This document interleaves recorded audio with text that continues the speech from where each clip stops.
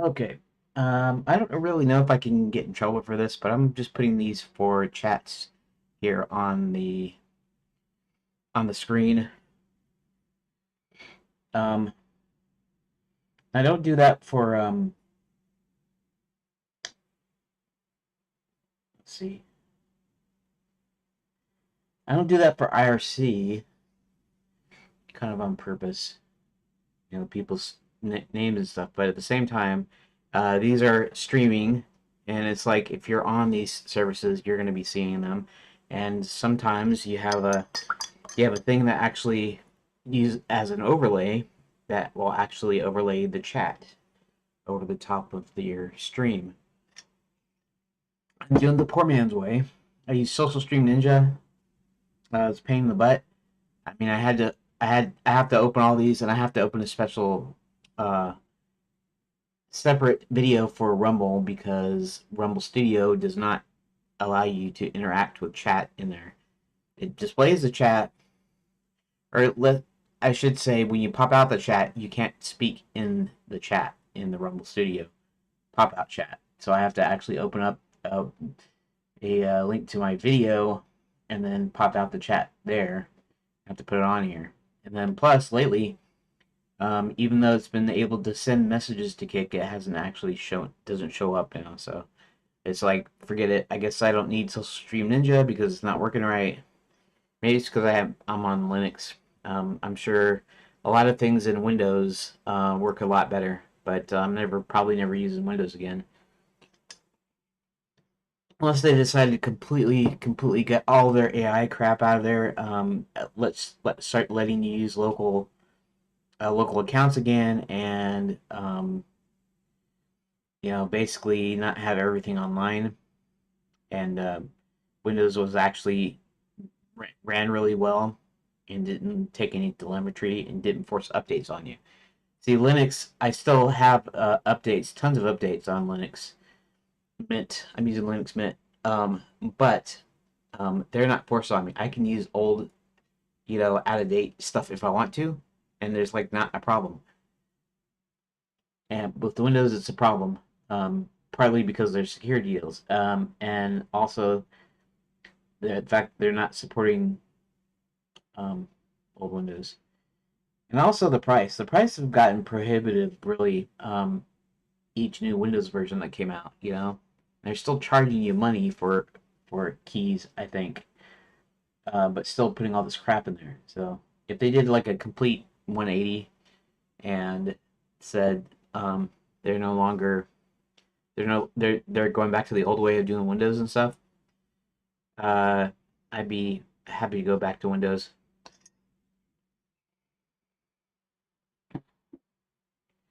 I wish Linux had the full driver support and everything though. I mean, it's pretty good. You can always find one that will do it, and if you're a little tech savvy, you can kind of cobble stuff together yourself and all that. But just for out of the box using it, Linux is still a nerd's operating system, you might say. Anyways, I'm actually eating up time because I was supposed to start at 11:30, and it seems like I never get started right away like I'm supposed to. Anyways, I'm going to continue by going to Trizbort, but Adventure Games background. And honestly, I don't know if I want Adventure Games backgrounds. Partly because I'm not probably not doing a pixel art version of the deal, and partly because I need inspiration for my type of game, the type of game it's going to be, basically. So they have these listed, don't they, on here? I don't know what Curse of Enchanted is. 1992 from Core. Okay, Core Design. That looks cool. Huh. I wonder if you can play that for free now. Probably could play it via Exodus or something, or some such. It's cool. Actually, I kind of like this. I see something here. Okay. Mm.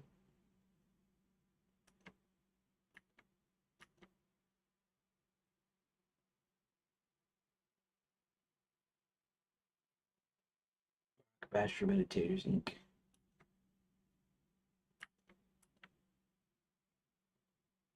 Ooh, nice long one. Can be some inspiration for. I wonder where I can play this. Curse of Enchantia, huh?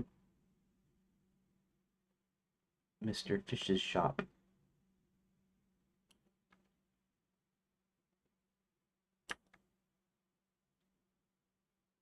I'm not sure what I'm supposed to be looking at there. Some sort of long haul.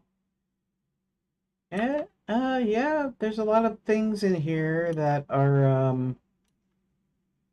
like, sort of like what what I'm doing. I'm not saying the story or anything is like it at all, because I quite frankly don't know what this game is. Never seen it before, but um, when I'm looking at some of the backgrounds and stuff, too bad. I mean, I can probably just blow it up, I guess, like by this. There we go.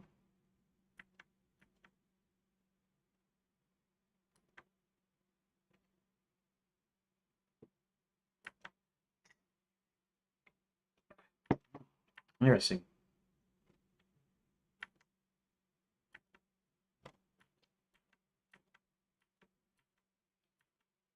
Um, I should probably even this. Now this is just like in the town, right? Frank's Food, uh, the Red Dragon, Legend of the Red Dragon. Okay, that's probably a hint.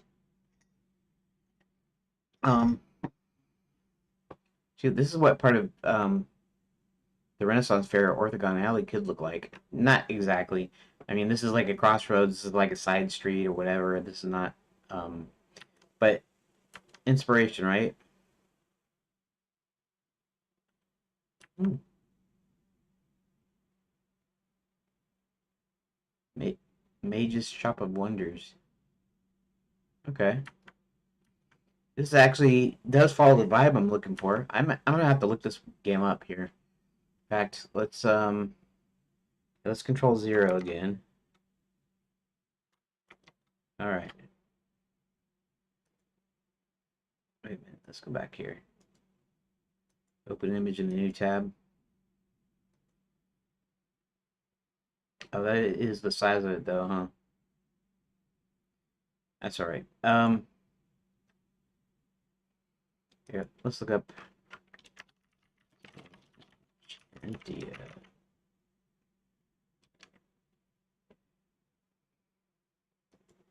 That's cool. Developed and released by British video game company Core Design for MS-DOS and Amiga in 1992, tells the comic fantasy story of Brad, a teenage boy from modern Earth who was magically abducted to the world of Enchantia and evil by an evil witch queen. He needs to escape and find a way back to his own dimension. Huh. I did see this cover though, so it's possible that I've seen this. I've never played the game though. I never knew about the game. Kirsten Channing is first known as Zaloria, was Core Design's first attempt at the adventure genre as they set up to compete with LucasArts and Sierra Online. Game features several highly unconventional, controversial game mechanics and design choices for adventure games titled from that era, including having many simple action game style sequences being practically devoid of in-game text and conversations. Nevertheless, Curse was generally well received upon release, especially by the Amiga magazines. There were the game's graphics and animation received particular praise, even as its illogical puzzles and unusual design choices were criticized. A direct sequel was briefly planned, but eventually turned into a spiritual successor game titled Universe, released in 1994. Spiritual successor, huh?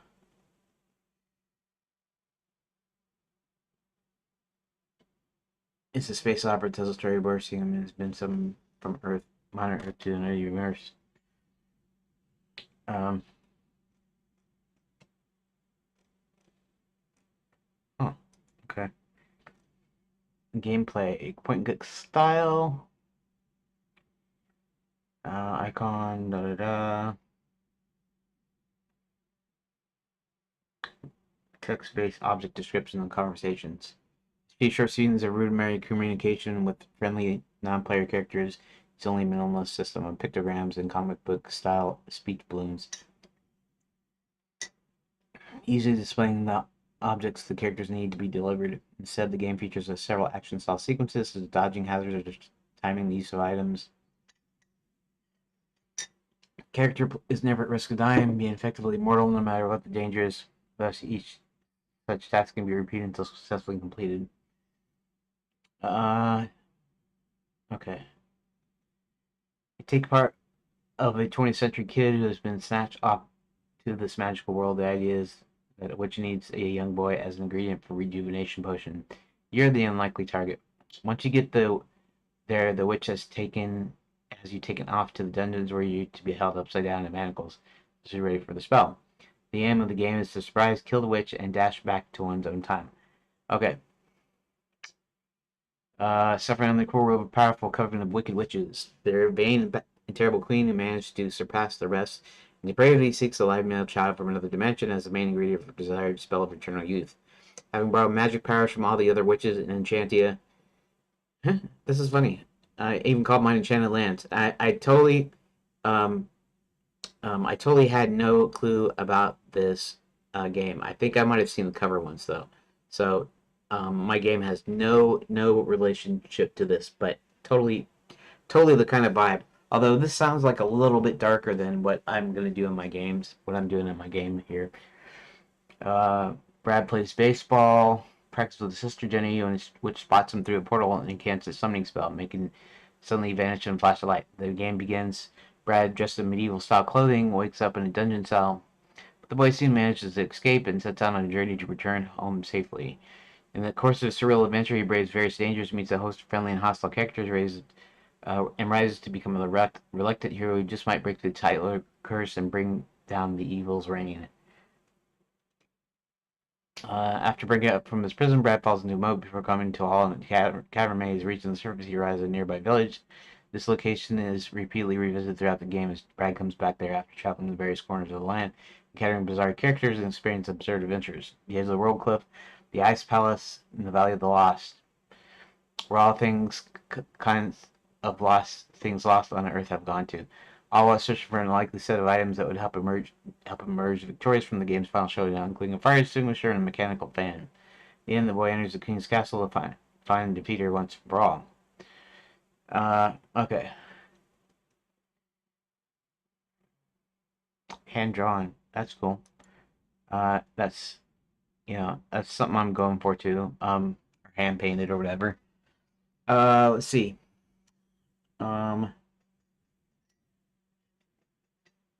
Now, so what? Oh, 11:30. All right. 11:30 to 12:10, right? So I got 20 minutes. Okay, 20 minutes. Coruscant's original concept for the game is to make it more of an action title rather than an adventure one, initially being envisioned as an isometric view role-playing game in the style of Coruscant's own 1991 Heimdall, before the project was evolved into a more classic, completely 2D side-scrolling adventure game, yet still sometimes described as a role-playing game. It was proposed as an adventure for people who hadn't played the kind of game before. The protagonist's effective invincibility was a late demand by the executive producer Jeremy Heath Smith, the game's co-designer and the Amiga version's chief programmer Rob Toon, and said that their idea was to make these parts of the game interesting without being difficult.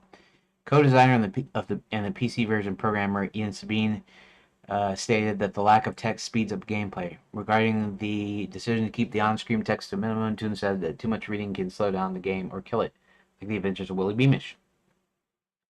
With the main artist Rolf Moore adding that hopefully a picture will say 1,000 words and make the system easy to use. According to Toon, Lucasfilm gets most of its humor out of its text, whereas we hopefully get ours from comical animations and daft happenings. Sounds very British. No offense to you British guys or you UK guys.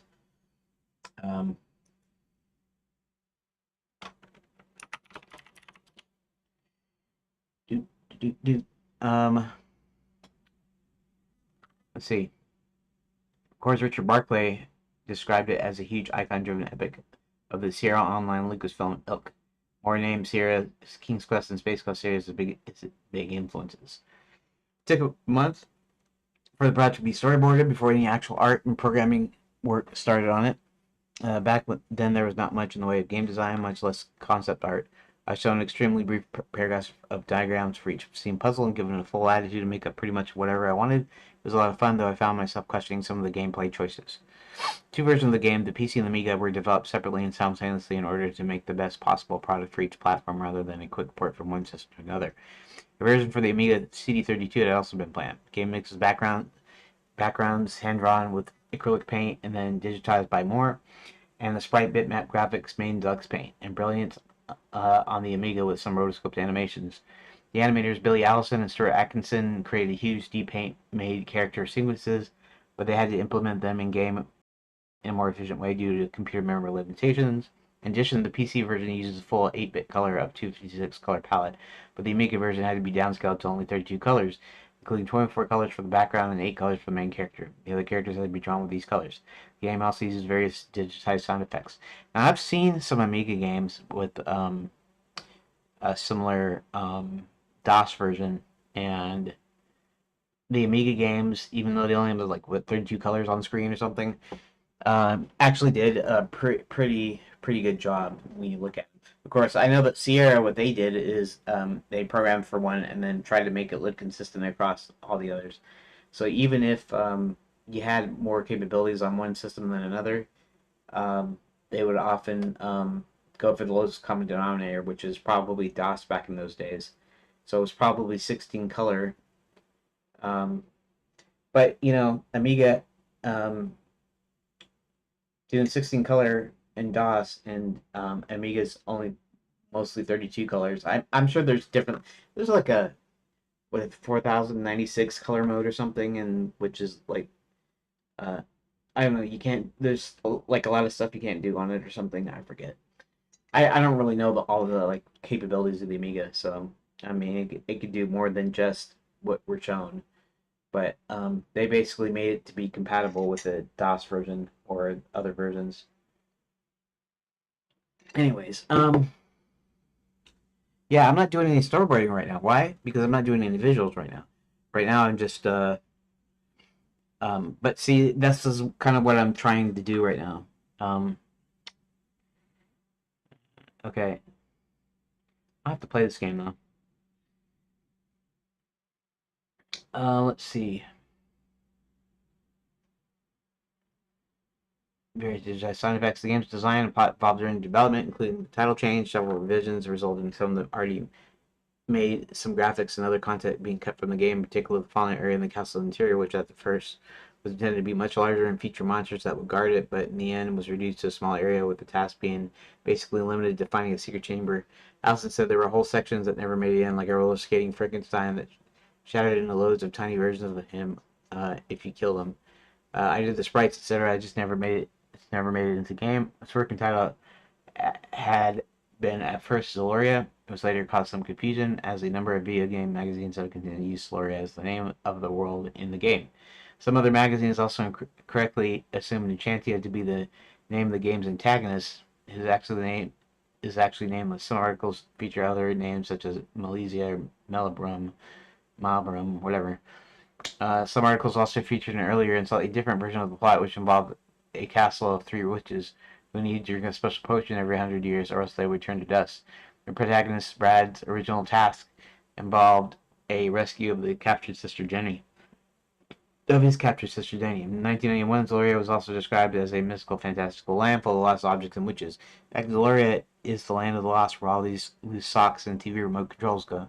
The name Enchanted was only proposed by Moore late in the development as more fitting, to which the producer added cursive to create the title. Moore would later accidentally named Killzone as well. Um, Allison described the projects as a zany Python-esque take on the classic fairy tales. The game's story elements were partially inspired by The Lion, the Witch, and the Wardrobe, The Wonderful Wizard of Oz, The Snow Queen, and Disney animated films.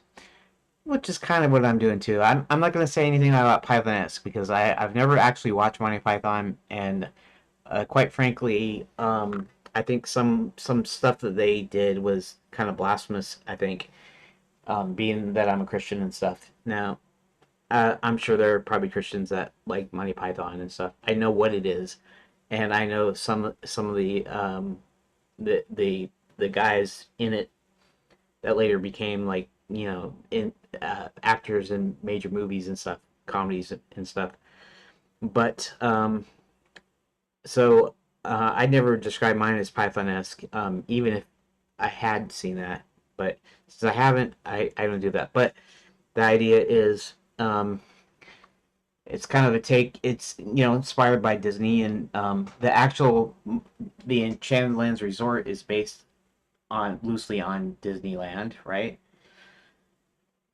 It's more almost to take a poke at it. I'm not really taking a poke at it like in a mean way. Like I'm not saying I used to love going to Disneyland, but later on, not really. Oh, somebody on Twitch, the Savager 23. Sorry I didn't see you there. Welcome to the stream. I just typed in "hey" in there if you're still in there, just so you can see I'm actually responding to the chat. um, anyways, all I'm doing right now is this about this time. Um, I'm okay, so I'm making a game. I don't want to go through all of this stuff over again. Eventually, I will probably go over it several times if you manage to come in here again or watch this again. But uh, basically, it's an adventure game, and it's about an enchanted kingdom that was turned into a tourist resort, but now has fallen on hard times. And there's some dark forces at work, and our one of our main characters, the wizard Hubert or Harold, depending on if I decide to change it back, um, wants to get somebody from our realm to bring it into Enchanted Lands, so he can figure out what's going on, so he can have like a fresh pair of eyes and an external thing that somebody he can trust. He's got another couple of people he can trust, but he chiefly gets one person and brings them in to help him investigate what's going on.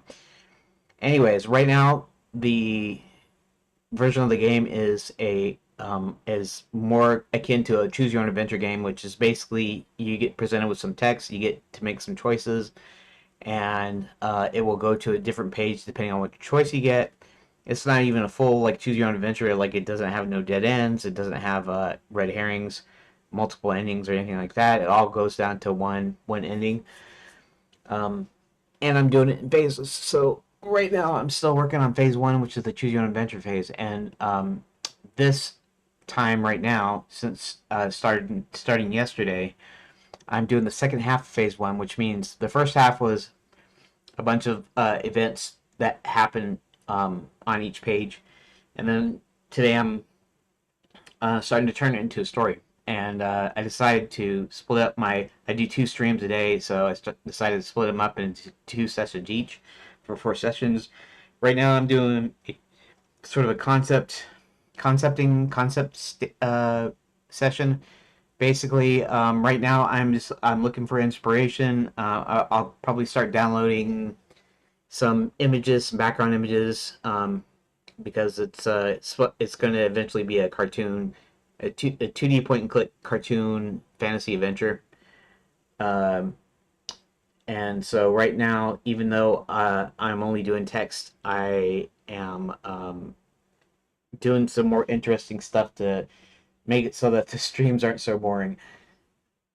So right now I'm doing a concepting stage, which means, like I said, I'm be gathering some inspiration, like photos, backgrounds, artworks, stuff like that. And then I'm going to try to maybe build some sketches. Maybe I'll use some AI to generate some concept art of some backgrounds. Maybe I'll do some sketching, paint over kind of thing. It really depends. It's really not structured, this part, because like I said, I'm working purely in text, but I do this to add interest to the stream, and but also when I actually do get to the visuals, I'll have a pretty good idea of what I want to show up and what I want to end up on there. So yeah, there's that. Okay. And I'm just reading about this Curse of Enchania, because the Curse of Enchania seems to have this kind of vibe I'm going for. Whoop, I didn't mean to do that. It's an ad. So Anyways, the Savager 23, if you're still there, thanks for popping in. If you're not, and you see this sometime in the future, thanks, and I'll see you whenever. Anyways, let's get back to the deal. I'm just reading from the Wikipedia article about the Curse of Enchania. I probably need to play it at some point, but uh, actually, in a few minutes, I might go and look it up on YouTube and look at a couple of clips, which I'll show here, but I'm not going to be playing the audio, so I don't get like copyright claimed or something. Just somebody's Let's Play, and I'll just like do like a couple of clips just to get a look at it, not actually do a full thing on here. Okay, so relies heavily on surreal humor and slapstick. I don't know if I'm doing a lot of slapstick or if I'm doing a lot of uh, jokes like text, right? Because it's gonna have text in it. Um, but yeah, I'm not sure if I'm gonna do a lot of slapstick or not. Maybe, kind of depends. See, it contains several Easter egg pop culture references, including the shop called Ben's Costume Shop, complete with the costume of Batman. A band named the Slugs, consisting of 4 humanoid slugs, getting into Frozen Realm through a wardrobe and encountering the wreck of the Marie Celeste. Other connections might be accidental, such as the likeness of to Lure of the Temptress, another fantasy adventure game that was developed at the same time, released in June 1992. Stuart Campbell described The Curse of Enchanted as a funny version of Lure of the Temptress with a different plot. Was not the only one who noted the two game similarities to each other, especially the initial dungeon escape scenes in both games. As written in Adventure Gaming magazine Red Herring, obvious similarities abound as you find that the downtrodden villagers are praying for a return to a peaceful life and the death of the evil one, which is pretty much what they're doing in Lure of the Temptress. Curse of Enchanted was officially... Now, I knew about Lure of the Temptress, and in fact, I've seen it a couple times. I played later on, not originally, but I played it later on a little tiny bit. A little bit too hard. Once we got into the internet age and stuff, and like I hadn't been playing for a number of years, actually playing games. Um, I kind of like I got a short attention span now, so it's kind of like before you just spend hours and hours on a game, right? You didn't have any internet, and so it was hard to find hints. Sometimes you might go on a bulletin board service and look in the forums. FidoNet, whatever, news groups and stuff like that. But yeah. Anyways, Rich revealed under this title in the European Computer Trade Show, April 1992, after missing the original March-April release date. It was announced when it was known as Loria. The game was planned to be released September 92, but got delayed again in November. Original game's release date. Okay, I don't even care about the release date. As a computer's newer PC operating system need to run it using DOSBox. One of the first CD-ROM adventure games, however, cannot be played from the CD directly and had to be installed on the hard drive. Virgin Games bundled with many earliest PC CD-ROM drives in 1993. The game was also re-released on CD as part of an Encore multi-pack together with Pineball and Thunderhawk. Interesting. I don't really care about the reception. On the other hand, Ed Ricketts of Mega Format called Curse of Enchanted light years behind Monkey Island with no comparison to Monkey Island 2 as the text interface just doesn't work. Despite the designer's beliefs, you do need words. I mean, there's no humor to speak of, no genuinely amusing humor anyway. Even as a preview, the one Amiga called it a game set to rival the mightiest of American adventures, the magazine's David Upchurch wrote that the game lacks real humor and atmosphere. This may be partly due to the lack of text in the game. It's hard to relate to characters you meet, and although entertaining, Curse of Enchanted is to Monkey Island 2 what Smash is to the mashed potato. Yeah, right. It's just a weaker substitute. Lee Perkins of The Age opines that Curse of Enchanted might be seen as a might disappointing by fantasy gamers with moderately sophisticated taste. PC Gamer UK describes it as an average generic fare as the graphics are pretty, but the game lacks atmosphere and feels too much like a succession of annoyingly vague puzzles rather than an adventure story. Okay, that's okay. 1995, Amiga X ranked it as 11th best adventure game on the Amiga. 96, featured by PC Sources, gave it 3 stars out of 5, saying the game's interesting characters, realistic feel, and varied graphics. were dragged down a bit by a weak plot and an interface that was not intuitive enough. Okay, I should stop reading this. Now, I did play Simon the Sorcerer. I knew about Simon the Sorcerer like way back, but I've never played it originally either. I only played it when I bought it from Good Old Games, GOG.com.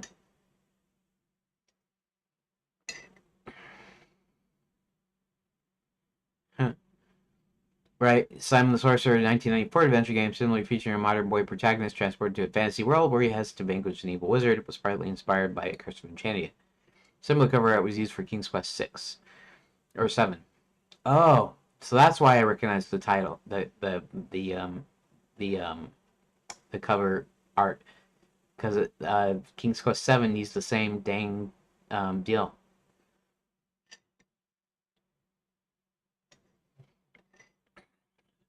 The game's chief artist Ralph Morris said the cover art for Disney's 2007 film Enchanted could have been inspired by his cover art for Curse of Enchanted. He called it a case of art imitating Disney, imitating art, since he's himself definitely inspired by Disney while working on the game. The magical world of Enchanted is the setting of video game Enchanted Wrath of the Phoenix Queen, but it does not appear to be otherwise related. That's kind of interesting to me, right? Because this is a game that I haven't actually really ever heard of or knew about. I guess because it's a UK game, right? I might have still seen this cover though. Let's see if King's Quest. Wait, I have a link to King's Quest 7 down here. Um, King's Quest 7. Here we go. Oh yeah, okay. It's still the same kind of art. And you know what? My game also has a let's see, where is it?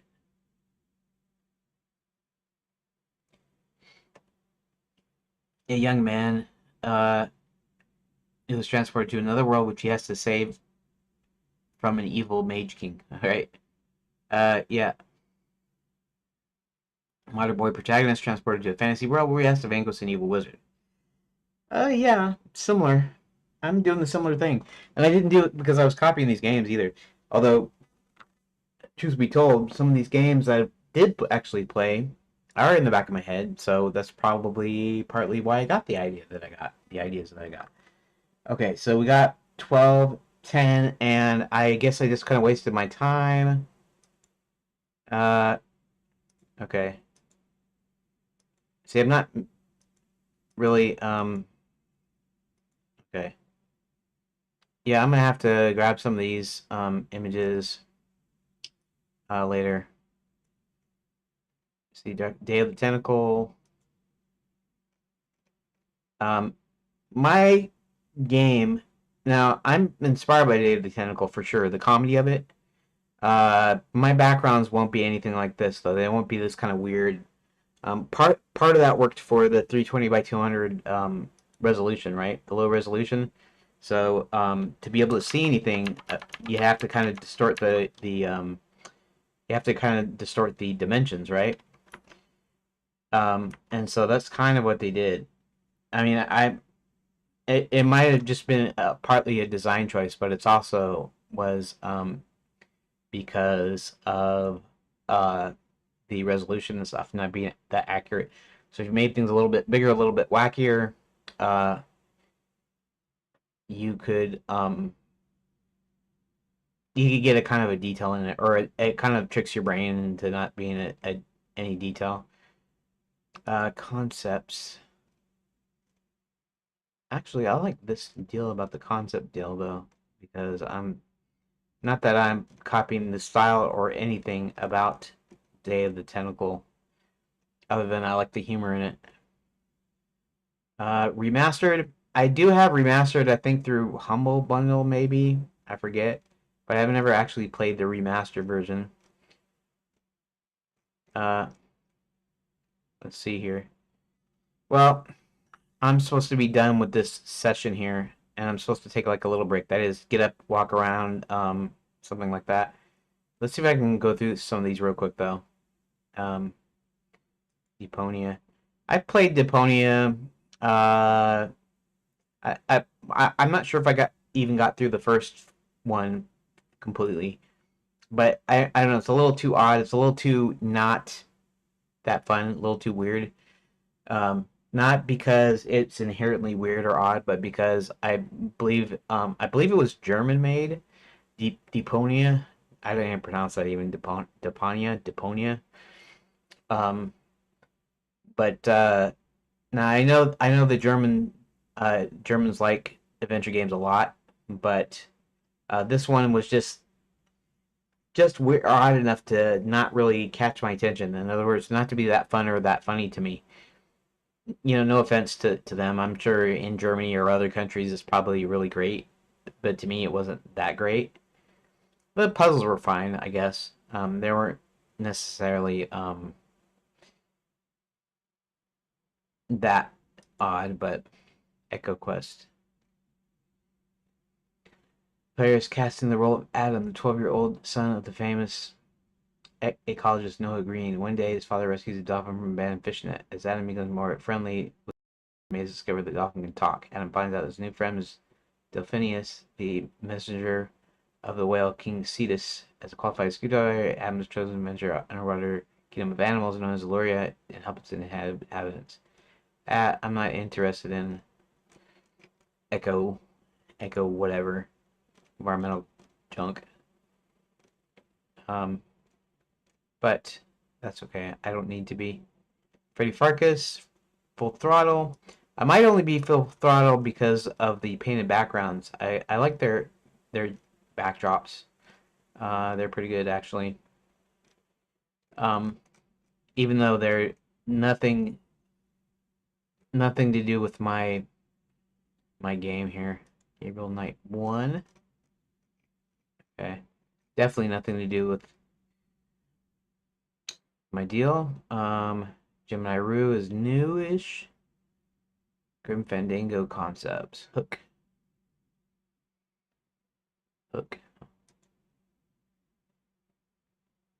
Uh, Scared to, I didn't know they made an adventure game out of Hook. Huh.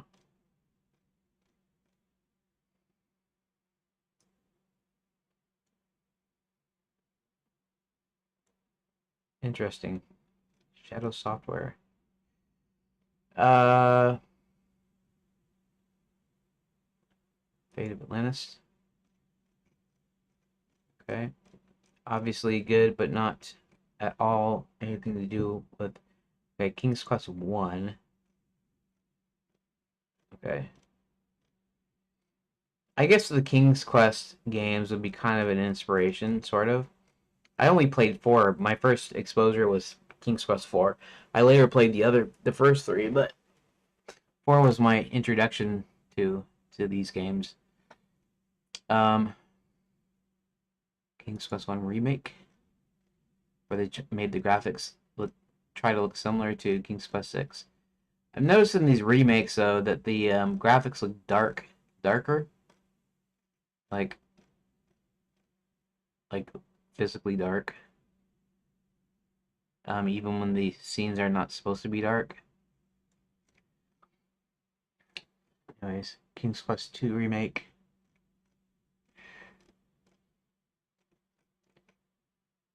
King's Quest 3 remake.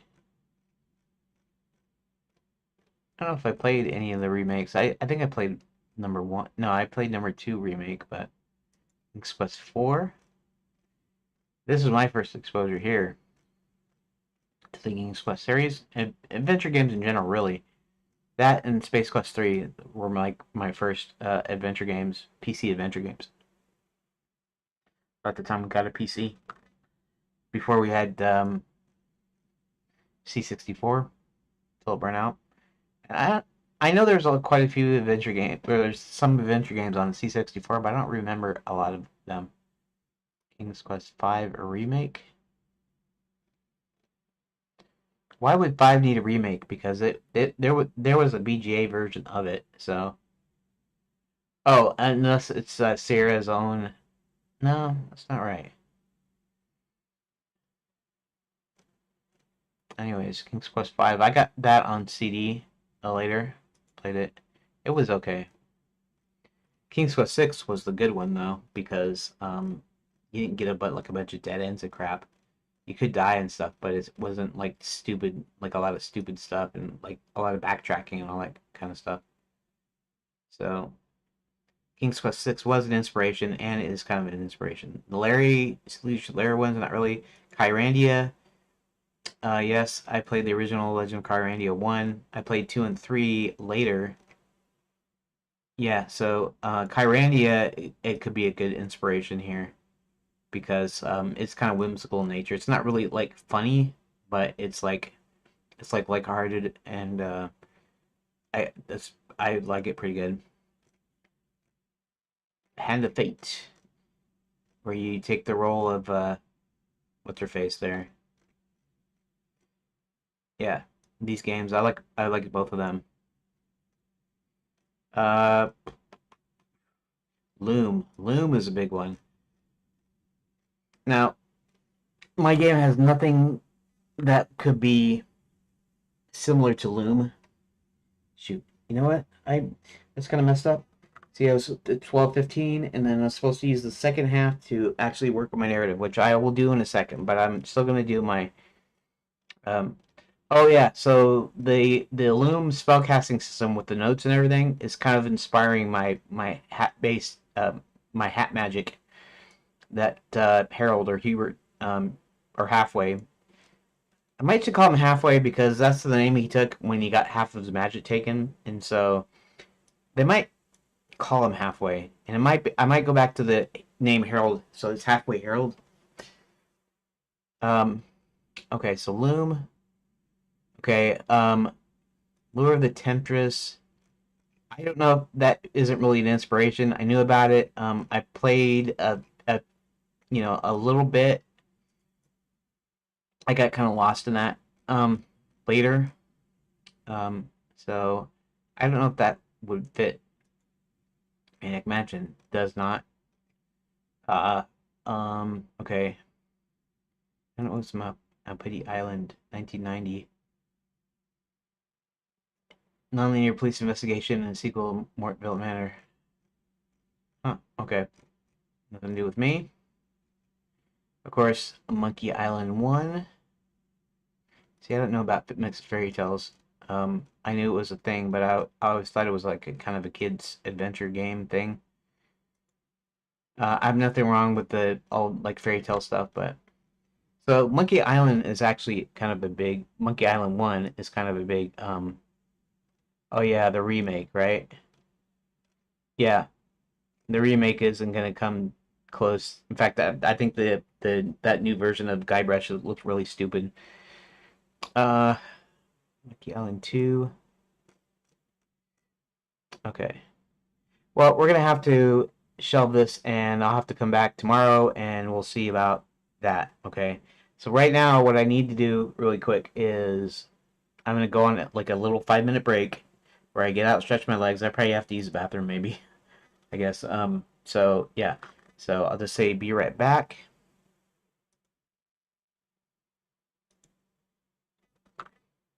Space Quest 3. Space Quest 3 was a big one too. And I like Monkey Island 3 pretty good too.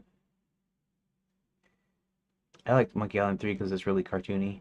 It's like the what playing the cartoon. It's kind of cool. Murray, I like Murray. Murray's the best. Murray the talking skull.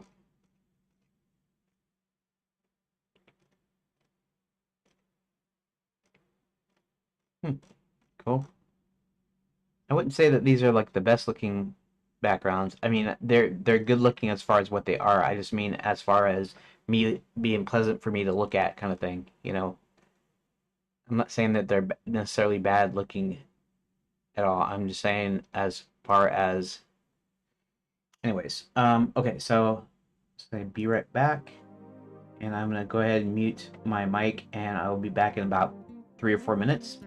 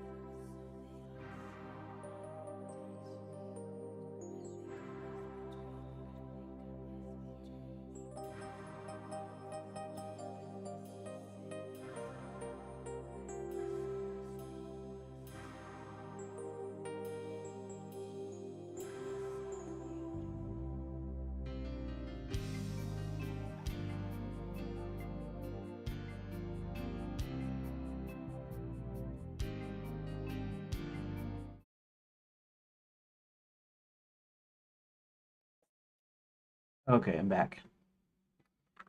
All right, so um, I guess you could kind of say wasted my time. Not really, but kind of. I'm gonna have to come up with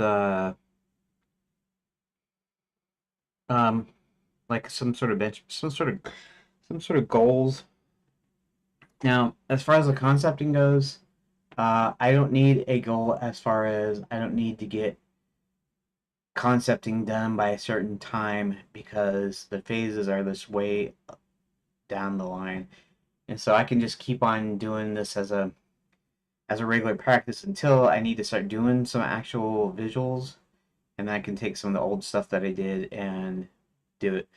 But I still need a like how many pages a day or how many things a day do I do or whatever that I got to produce something. So um, I'm gonna have to think of that fairly soon. Um, let's look at the prefix text. Systematically closed down most of the resort. Many people disappeared. One man managed to cross them. He named it something part because he could travel to any other realm he wanted to, and when he first entered, it was nothing but light. As time continued on, he started noticing things change. Eventually, there's the skyline, there's land, rivers, seas. It was like the earth when it was young. No one knows how it became populated, but it eventually is postulated.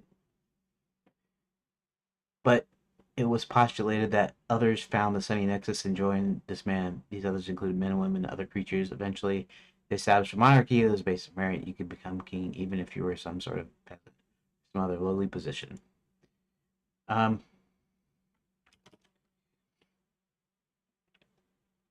let's see. Now, you know me. I'm talking to the AIs. You know what? I was gonna ask Gemini to actually do some quote unquote research for me and be able to pull up like images that I could use. But anywho, that's okay. I wasted that. Maybe we'll do that tomorrow. Maybe not. We'll see. Uh,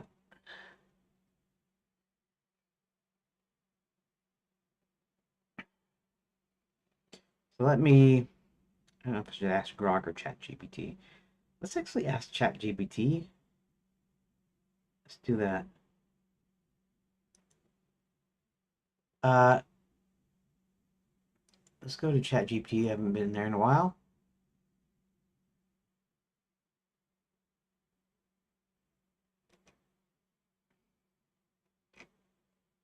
Shadowlands Magical Resort. Okay. Um, now what was I gonna ask?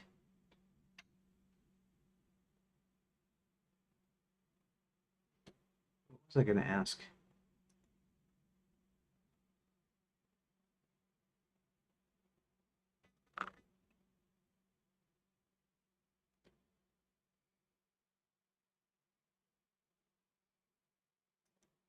Um,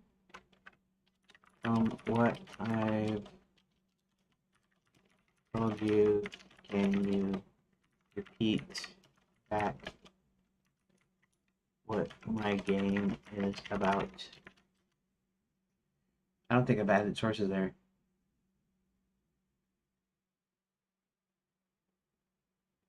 Every admitted itself as a tourist resort, but now everything is falling apart. Attractions shut down, schools are closed, people, both citizens and tourists, are mysteriously disappearing, and the king started acting completely out of character. Going so far as to sell the entire kingdom to a shady businessman Maximilian that alone sets alarm bells because it's something he never would have done under normal circumstances. Actually, I like this. Of course, I started with ChatGPT and I started using Grok more heavily because Dad had already paid for it so that for some stuff he wanted to do. And so I was using that, and then he also paid for Gemini, which I was able to get an account and use his off of his Gemini account, so I can have Flex Gemini Pro. So I started using those, but originally it was ChatGPT, and so apparently this knows. Yep. The main thread follows Hubert halfway, the kingdom's wizard and the king's advisor, who's literally lost half of his magic trying to figure out what's really going on. To help him, he pulls an outsider, John Thomas, from another world. From there, the story unfolds as a mix of mystery and fantasy adventure with a large cast of characters, heroes, and villains, each who have their own arcs and eventually intersect with the main plot. Behind the scenes, it becomes clear that a previously banished evil wizard has returned in disguise and is orchestrating much of the chaos as part of a bigger plan involving control, magic, and exploitation of the realm. And actually, in this case, it's an actual machine he's building, but I don't know if it has that. Structurally, you're building the game in phases. Phase 1, the part you're currently working on, is basically an interactive story, a linear choose-your-own-adventure style experience with one ending, no fail states, and light decision points. These shows don't branch to the story in major ways yet, but they let the player express intent and stay engaged. Over time, each new phase adds some real game systems, navigation, inventory puzzles, multiple characters, and eventually full point-and-click gameplay with visuals, audio, and interactivity. So in short, it's a comedic fantasy mystery about a broken magical resort told through a gradually evolving game framework, starting as a guided interactive narrative, fully growing into full-fledged adventure game. Multiple characters work together to uncover what went wrong. That's a very accurate description. Max's ultimate goal is to be able to conquer every realm known to man or creature by building a giant machine that can open multiple portals at the same time at will and be large enough to march armies through to conquer said realms.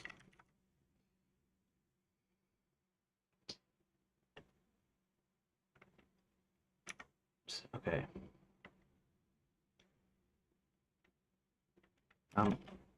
I don't know if I shared this with you. I'm not even sure that I got any. I don't know if I shared this with you or not.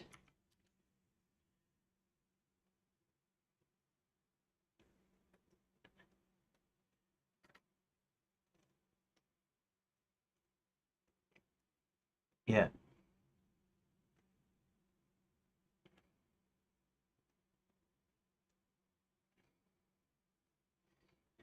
Quicksilver experiments, tourists disappearing, schools reopening. Yeah, because earlier they were supposed to be test subjects. Right now,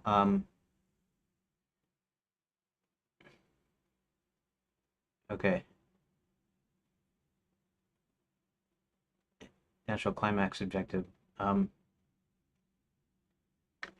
The reason people are disappearing is because he needs more slaves for his mines. So I even came up with the science of Quicksilver.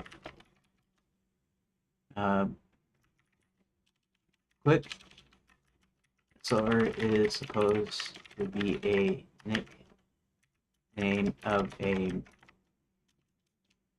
magical mineral / or magical mineral.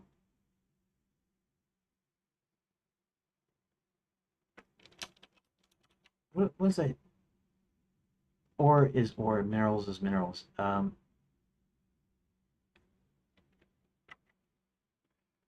Mineral, metal / metal, called luminite. Comes from the Luminar Mountains in the north, which, when light is shown on it, reflects back brighter than the sun, or so they say. It's what powers most of the magic in the land. It's got the raw ore can be burned, which releases a gas that makes heavy objects lighter than air, allowing them to float, which is how the trains fly in Enchanted lands. Also, a byproduct of smelting the ore is this gas that is luminescent. That's luminescent, which means you can put it into objects like glass balls to act as floating light sources. The metal that comes from smelting and refining it allows one to open a smaller personal portal to the destination of their choice. Also allows two-way magic mirrors,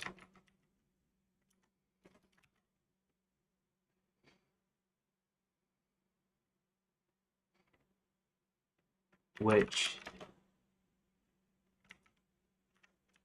technically could become portals if you were in contact with it and stated an intent. Actually, you know what I kind of should do? Somewhere along the line, there should be a deal where you're trying to escape, that you have to escape something, and one of the... Shoot, I should put that in my notes here. Let's see if I can wait a second. What? What? How come? Oh. Recents. This one is the one we're looking for, though. Let's put this in here. At some point, I should have a part where you have to escape, and there is only a magic mirror. That when you touch the mirror surface itself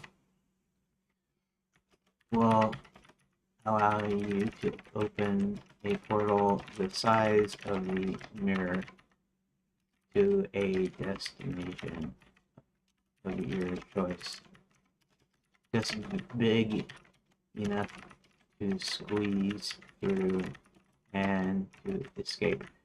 Now I'm just going to go ahead and save that, and I can leave that up. Okay, but stated intended destination that it would open, that the portal would open. The bezel has some quicksilver mixed with some inert material so that you can touch it to activate the mirror also with intent to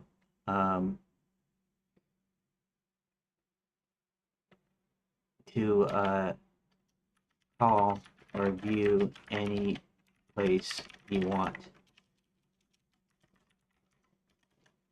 So the bezel is actually stopping you from creating a portal with her. Okay. Um,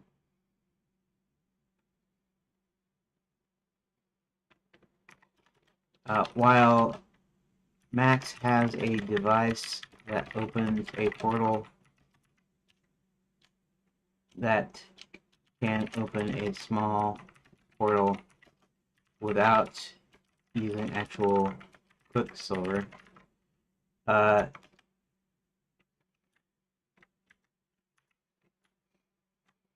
he still needs massive amounts of it to power the machine.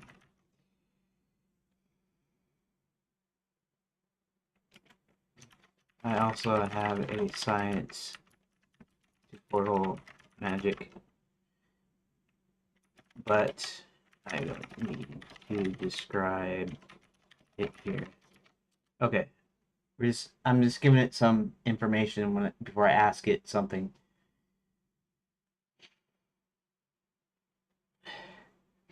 Those consumer science into flavor, it's doing real structural work for your honestly pretty tight. Basically build a unified magic system where everything traces back to one resource, Luminite. Refine it into Quicksilver powers everything. Refine, you could say refine it into Quicksilver. You could say it like that. The raw metal is Luminite and Quicksilver. I was thinking Quicksilver being just like a nickname, right? Strong internal logic. More importantly, explains why Max is doing all the things without the hand waving. Nav weight, no pun intended. Okay, maybe a little. It's not a random ability anymore. It's industrial. Mines need labor. Illuminite's dangerous, specialized. He needs a lot of it. So people are dismissing. They've been converted into infrastructure. It's darker, but it fits your tone. Still presented whimsical. A lot of fantasy worlds do this. Here's flying trains. Here's magic mirrors. Here's portals. Yours goes same source. Flying trains, lighting.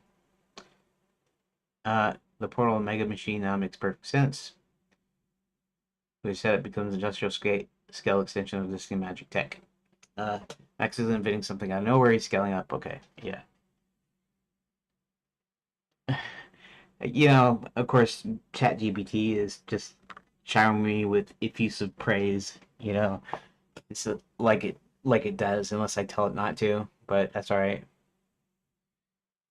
Don't break the world. It creates tension. Every mirror is basically a doorway waiting to happen.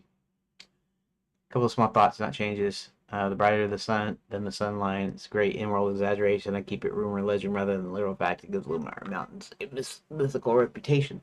The gas making things so it's doing a lot of heavy lifting. There it is again. You might eventually decide it's very difficult to produce. What's common now scarce because Max either way creates interesting world tension. Scarce explains decline of resort. Slave labor versus automation. Slaves might illuminate later. Max does need them, or is it just cheaper controllable? He needs them. Big picture. Uh,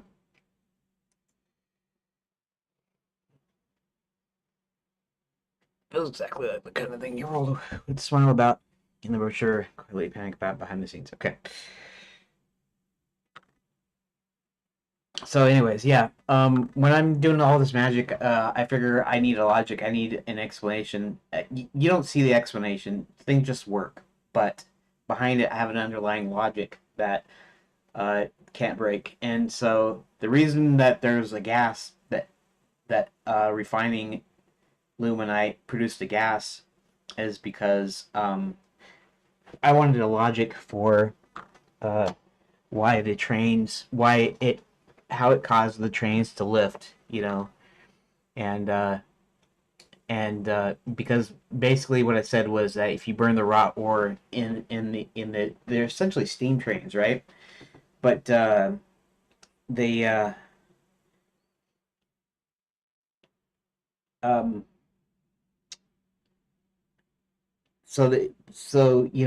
some steam trains burn coal, right? Some burn wood, but some burn coal, and this is akin to burning coal. But what happens is it lifts the train up, right? It becomes lighter than air. And so I was thinking it needs a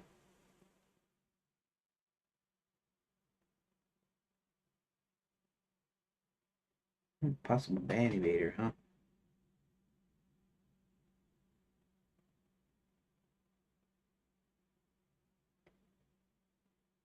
Yeah, let's go ahead.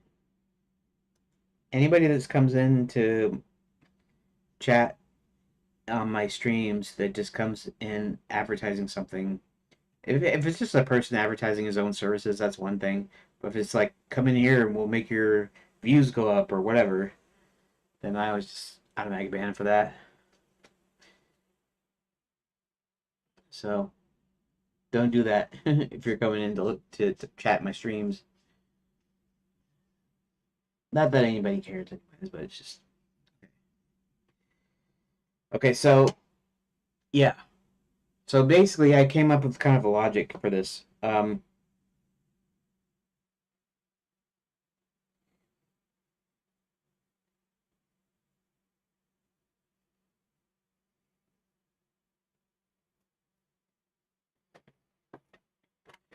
So so you don't need to be so effusive with praise.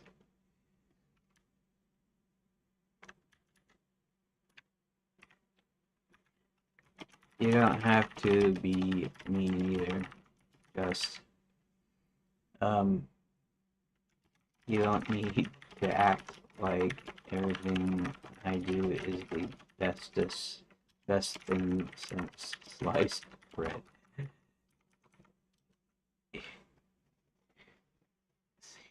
Fair enough. Good. Go ahead and take it was working. It doesn't need to do that either.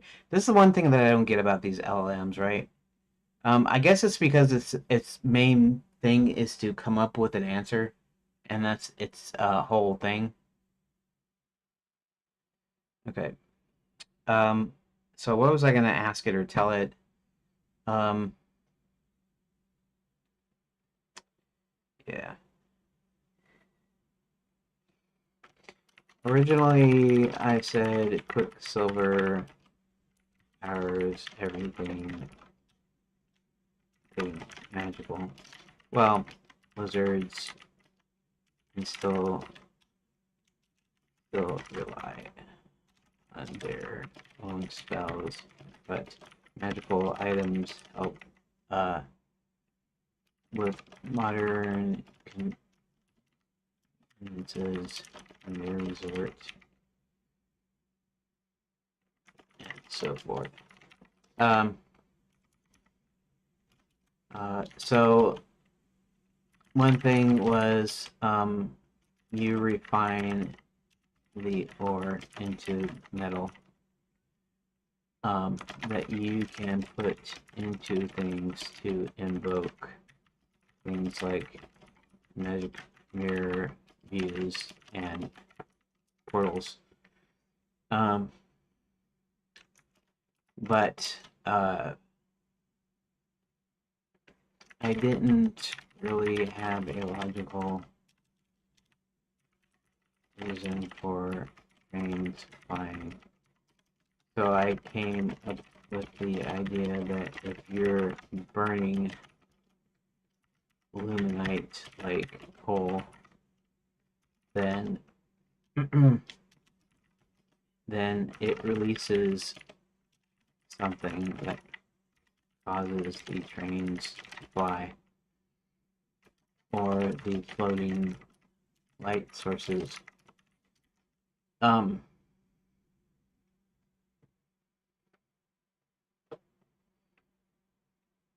so the obvious logical explanation was that there was a gas that's released.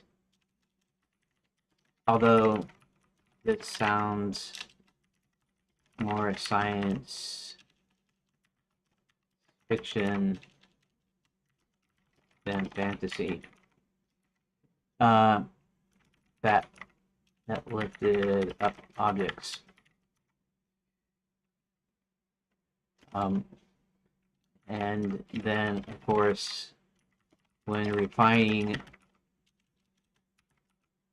the raw ore, the gas is also released.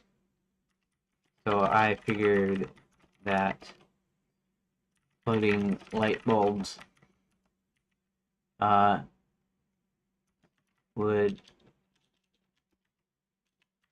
use this gas to illuminate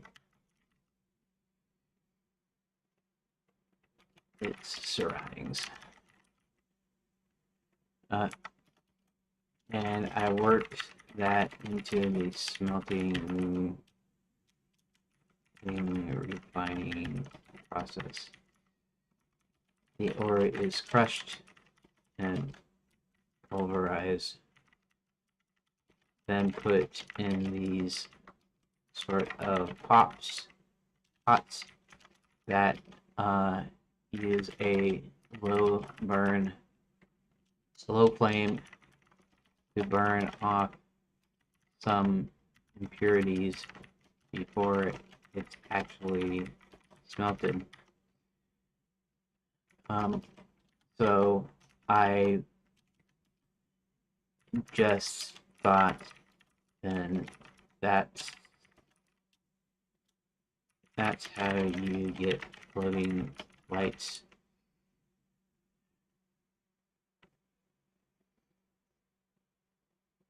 That's how you get floating lights. So they collect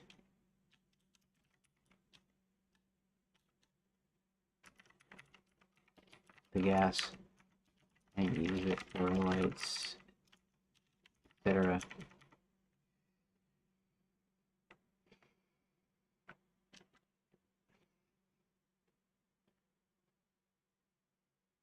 Is a sensible path for missing because it ties trains and lighting back to the same resource loop, which is good, or it needs tightening. Is less about science versus fantasy, more about rules and boundaries, so it doesn't feel like the material conveniently does what the plot needs. What solid byproduct logic also explains why the resort has infrastructure, lights, trains before everything fell apart. Different uses at different stages, raw gas, refined metal, some different. The gas is doing two jobs, lifting heavy objects, trains, sitting in a glass as a light source. Those aren't incompatible, but there is questions. Why don't the gas lights float away uncontrollably? Why don't trains drift upward indefinitely?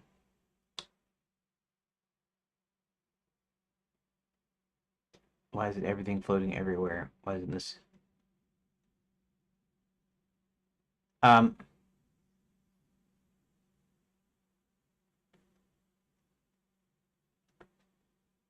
Sealed globes, why random chunks of ore don't cause chaos.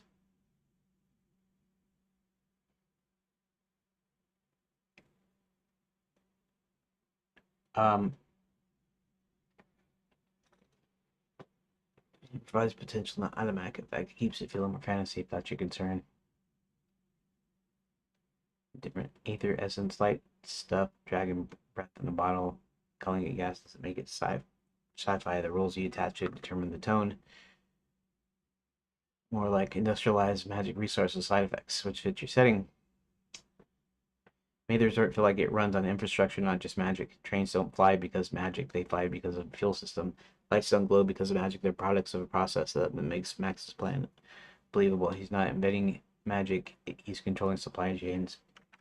So the reason it produces light is because that's what it does. When you burn it raw, the lift is a side effect. Here we can not worry too much about the details since the big picture stuff explains a lot. They only use very little in the light globes, so it only floats a little. It doesn't keep going up. you could probably make the case that the trains do have some fins, wings. In fact, that's one of the designs. Think ELB's hover train in Feature 3.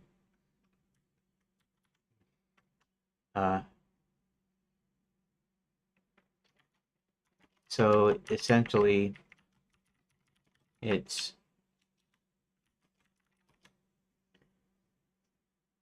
using aerodynamics for flying with uh, the gas providing the actual lift. Might that be?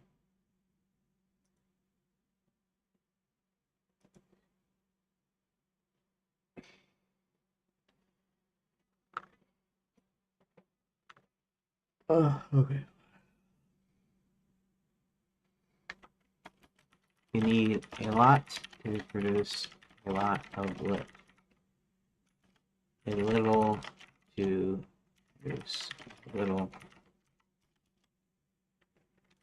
They don't tend to use it everywhere, although they do use it for doing portals and things of that nature.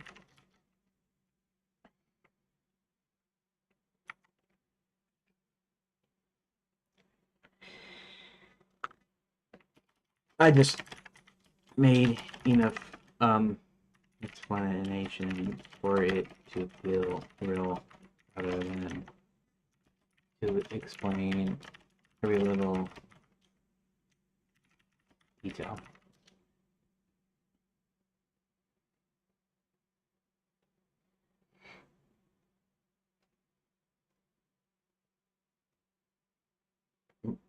Produces light, secondary effects, lift scales with quantity, control factor, amount, plus containment design.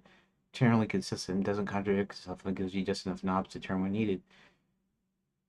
Structure as clean, it avoids the floating brick problem without dragging you into engineering diagrams. Also needs a lot for heavy lift. Roll quietly, does a lot of work. Prevents casual overuse. Justifies large infrastructure. Supports max needing massive quantities. Light globe, small amount, slight float plus illumination. They don't drift away. They don't accelerate upward over time. We've already solved that by implying minimal lift plus containment, so no issue there. You don't try to over-explain. A lot of systems break because they go, here are 20 rules. Oh wait, now we've contradicted rule 7 instead. View clear. Okay. Stay aware of, not a change, just a guardrail. Your system relies heavily on. Oh, what? Oh shoot! Dang it. Uh.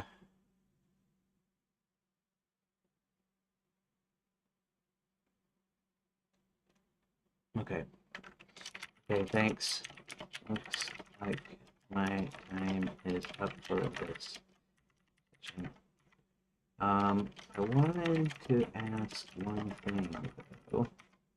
Now, what was that one thing I was going to ask here?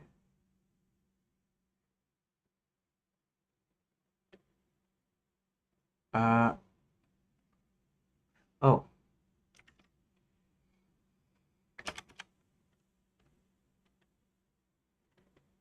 Now, the explanation of why they turn to tourism is because they didn't to tax their citizens so much. Which I guess, okay.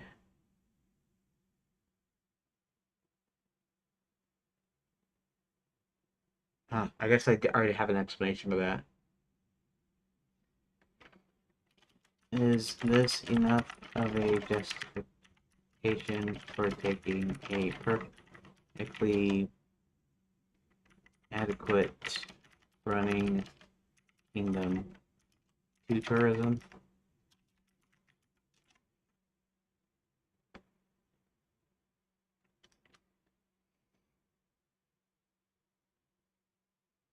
A little thin on its own, not wrong, just a bit too clean. It reduces taxes, replace revenue, tourism, totally believable, real life version of this. The leap is perfectly fine. Kingdom must restructure the whole economy. That's a big move. You know, well-meaning king wouldn't usually do that without pressure and incentive, like we get taxed, but nah. Let's build Disney World instead, which is a bit abrupt. Realizing we're sitting on something rare, magic itself, and outsiders would pay a fortune to experience it. Now that we're not, it's too profitable to ignore. Can you believe the Happy Kingdom shouldn't be burdened by taxes if another way existed? This leans into character. That's probably a good explanation there. Saw the decline before the fall. Traditional right. Now tourism is an optional solution to a growing problem. Hubert's influence. Taxes don't make a happy kingdom. Tourism does. Now it feels like a clever idea, slightly experimental, and possibly flawed in hindsight. Well, this matters for your story. The stronger the original decision feels, the better the contrast when everything falls apart. Suppose that it has been twisted into something exploitative. Actually, you know, I could make a comment about how Disney is charging through the nose right now, and so, uh, of course, Max has a completely different like goal. So, actually, okay, thanks. I need to take now.